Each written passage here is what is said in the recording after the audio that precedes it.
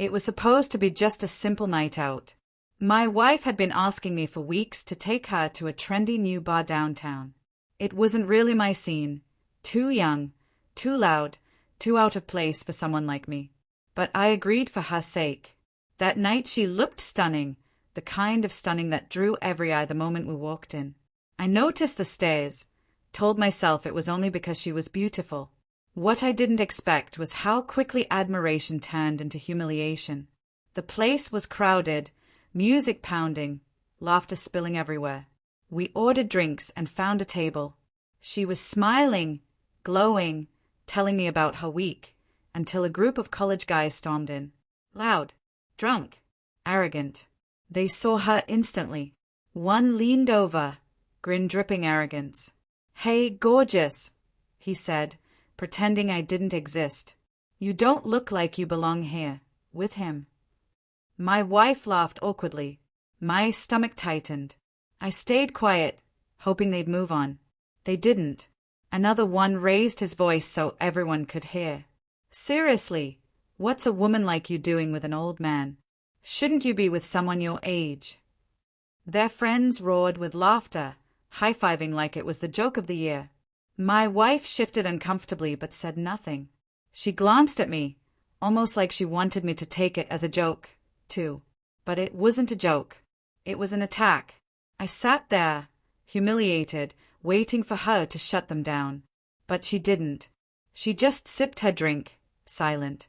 One of the guys leaned in closer, whispering something that made her blush. My chest tightened.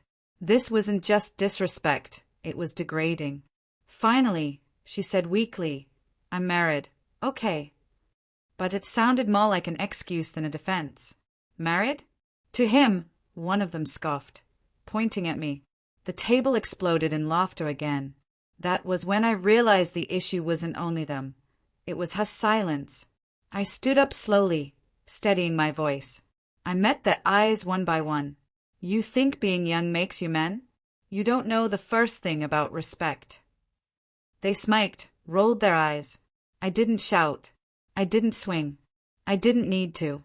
I took her hand and said, "We're leaving." The bar went silent for a moment as I led her out. My pride bruised, but my dignity intact. Walking away wasn't weakness. It was strength.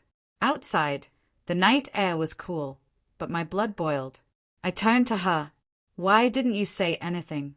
Why did you let them humiliate me like that?"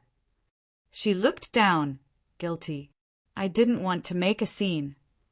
Those words cut deeper than anything those boys had said. A scene? What about standing by me? What about defending the man who's always stood by you? The ride home was silent. She kept glancing at me, waiting for me to cool off. But the longer I thought, the clearer it became. Respect is the foundation of love. And last night, she didn't give me any. I didn't need her to fight them. I only needed her to stand with me. Her silence said everything. That night, staring at the ceiling beside her, I wasn't angry at the boys anymore. They were just kids. What broke me was her choice, her silence, her willingness to let me stand alone.